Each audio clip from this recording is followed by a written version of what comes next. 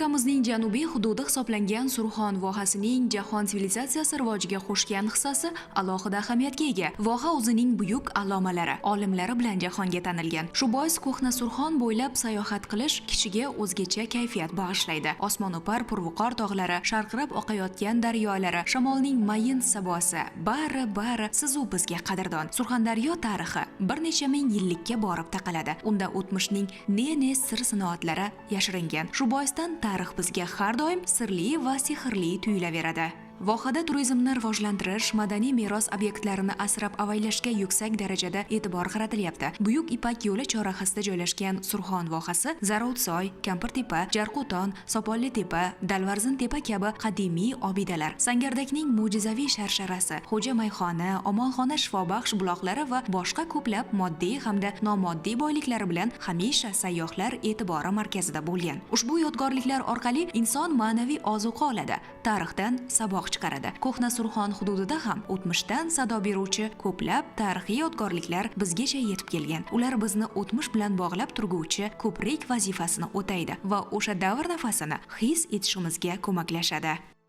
Bizga ma'lum Kushon davlati, ya'ni Kushon imperiyasini miloddan oldingi 2-1 mingyillikdagi, ya'ni 3000 yillik tarixga ega bo'lgan Kushon davlati bu Sho'rchi tumanining Dalvarzintepada joylashganligi. Qolaversa, Baxshivor Oltinsoy tog' tizmasidagi Mavlona Zohid, So'fi Olloyor bobomizning qadamjolarini, qabrlarini, o'sha joyda qilingan ishlarini bir ko'rishimiz. Qolaversa, Denov tumanida yana Chag'oniyon davlatining asos solinganligini alohida urg'u berish kerak. Yoki Uzun tumandagi Oq Ostona boboni, Sangardakdagi tarixiy obidalar. Qolaversa, Surxondaryodagi bugun 700 ga yaqin tarixiy, madaniy meros yodgorliklarining eng qaymoq saralarini Shimoliy Surxondaryo viloyatida joylashganligi bizni quvontiradi. Bugungi ko'rsatuvimiz orqali Sho'rchi tumanida joylashgan Dalvarzintepa yodgorligi haqida so'z yuritamiz. Dalvarzintepa qadimgi shahar xarobasi hisoblanadi. Sho'rchi tumani markazidan 10 km shimoli-sharqda joylashgan Dalvarzintepa qadimgi shahar xarobalaridan biri. Maydoni 47 gektardan iborat. Manzilgoh umumiy 47 gektarni tashkil etadi. Ikkita qismdan iborat: Shohlar saroyi va Shahriston qismi. Manzilgohda 1962-yildan boshlab arxeolog olim Bahodir Turg'unov va Pugachenko va qazishma ishlarini amalga oshirgan. 62-yilda 15 kunlik davom etgan qazishma ishlari natijasida manzilgohning mudofaa devori qazib o'rganiladi. Mudofaa devori o'sha ark qismini o'zida ham alohida, Shahriston qismida ham alohida mudofaa devorlaridan iborat. Mudofaa devorlari o'rtacha qalinligi 8-10 metrni tashkil etadi va mudofaa devorlarining qurilishida o'sha davr uchun muhim ahamiyat kasb etgan, demak, mudofaa inshootlari bilan mustahkamlanganligini ko'rishimiz mumkin. Ya'ni mudofaa devorlarida burjlar, shinaklar, o'q otish uchun shinaklar qoldirilganligi va mudofaa devorlarining ortidan xandaq qazilib, suv to'latilib, muhim bir mudofaa inshooti sifatida barpo etilganligi bilan ahamiyatli hisoblanadi. Dalvarzintepa O'rta Osiyoning eng yirik arxeologik yodgorliklaridan biri bo'lib, qadimgi Baxtriyaning iqtisodiy, madaniy va siyosiy markazlaridan biri sifatida tanilgan. Manzilgoh Ko'shon davrida mintaqaning muhim iqtisodiy savdo markazi sifatida, siyosiy markaz sifatida nufuzini oshirib bordi. Biz yaxshi bilamiz, Ko'shon davlati o'z davrida mintaqaning yirik davlati sifatida Parfiya bilan raqobat olib borgan va bu raqobat jarayonida Rim bilan yaqin aloqalarni o'rnatgan edi. Dalvarzintepadan topib o'rganilgan pul birliklari, ya'ni tangalar, oltin, mis tangalar bu hududda tovar pul munosabatlarini yaxshi yo'lga qo'yilganligini tasdiqlaydi va Ko'shon hukmdorlari tomonidan zarb etilgan tangalar Rim imperiyasining hududidan, Efiopiya hududidan yoki bo'lmasam Skandinaviya hududlaridan topib o'rganilganligi aynan Ko'shon davrida faqatgina o'sha siyosiy aloqalar emas, balkim o'sha savdo-sotuv borasida keng ko'lamda savdo aloqalarini amalga oshirganligini bilishimiz mumkin. Va Dalvarzintepadagi hunarmandlar va bu hududda faoliyat ko'rsatayotgan turli qatlam vakillari o'z mahsulotlarini turli hududlarga, mintaqalarga olib borgan. Ko'shon davlati aynan mana shu Dalvarzintepa markaz sifatida e'tirof etgan holatda bu savdo aloqalarida muhim ahamiyat kasb etgan va Ko'shon davlatini janubga tomon Hindiston bilan aloqalarida yoki bo'lmasam dengiz orqali o'sha O'rtayer dengizi orqali Rim bilan aloqalarida, Xorazm hududi orqali Sharqiy Yevropa hududlarigacha bo'lgan savdo aloqalarida yoki bo'lmasam Sharqiy Turkiston orqali Xitoy bilan savdo aloqalarida Dalvarzintepa katta ahamiyat kasb etadi. Ushbu joyda o'z davrida savdo-sotiq jarayonlari hududning iqtisodiy o'sishi, hunarmandchilik rivoji va xalqaro madaniy almashinuvning yuksalishiga katta hissa qo'shgan. Dalvarzintepada 1967-yilda ham qazishma ishlari amalga oshirilgan va bu qazishma ishlari chog'ida 100 metrlik mudofaa devori qazib o'rganilgan va 4 ta joyidan mudofaa devorining poydevor qismi, ya'ni past qismi qazib o'rganilganda uning qalinligi o'sha 8-10 metrdan iborat ekanligi va mudofaa devorining balandligi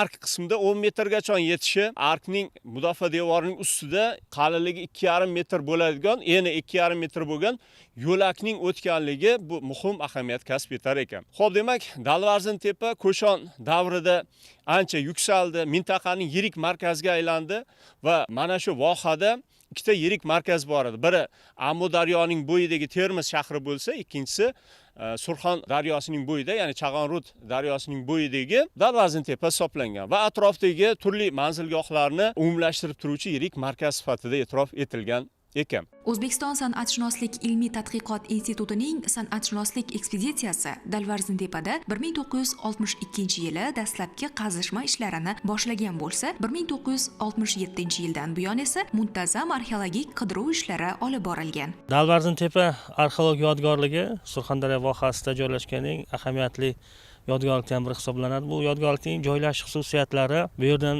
topilgan topilmalarning ahamiyati va xususan buddaviylik dinini markazlari sifatida bu yerda e'tirof etilishi va ibodatxonaning topilishi bu yodgorlikni yana ham ahamiyatini oshiradi.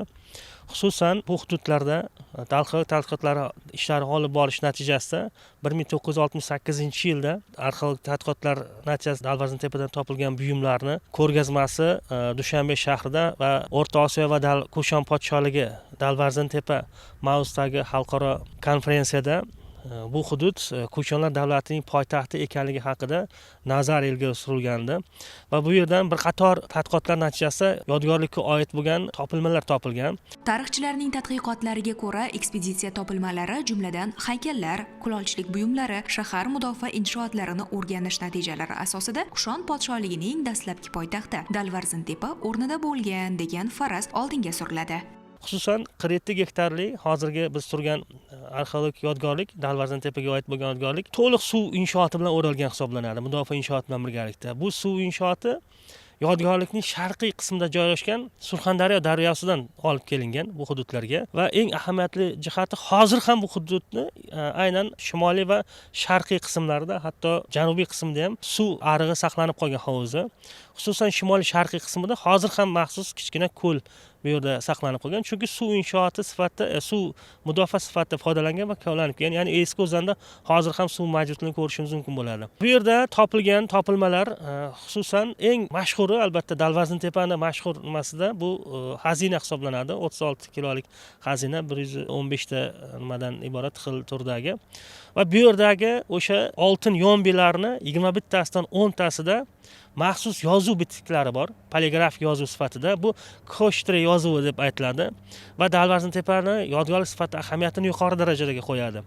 Shuning bilan birgalikda DT5 va DT6, ya'ni davlat tadqiqot belgisi 5 va 6 bo'lgan boylar xonadonidan bu yodgorlikning nisbatan markazi va shimoli sharqiy qismiga yaqin bo'lgan hududda topilgan. Bu yerdan 2 baldoqli xumni ichidan topilgan. Bu taxminan 1,5 metr chuqurlikdan, o'zi 40 metr, 40 santimetr nimadan madaniy qatlam boshlanadi bu hududlarda. Va DT25 belgisi, davlat tadqiqot belgisi bo'lgan hududdan esa maxsus ibodatxona topilgan. Aslida bu hududlarga buddaviylik dini sekinlik bilan kirib kelganligini ko'rishimiz mumkin. Dalvarzintepa yodgorligi bo'yicha oliy ta'lim muassasalari tarixchi tadqiqotchilari tomonidan ilmiy izlanishlar muntazam ravishda olib borilyapti.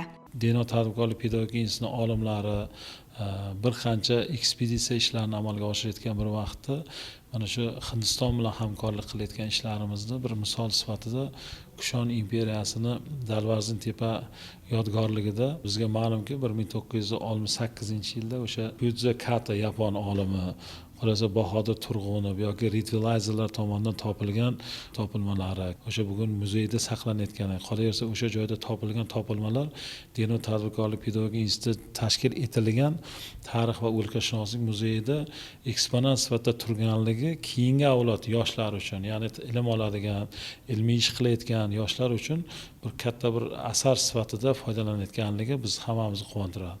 Janub gavhari deya e'tirof etiladigan Surxondaryo viloyatining shonli o'tmishi, bugungi zamonaviy qiyofasi, qolaversa yaratilayotgan qulay infratuzilmalar vohaning jozibador turistik salohiyatini yanada oshirishga xizmat qilyapti.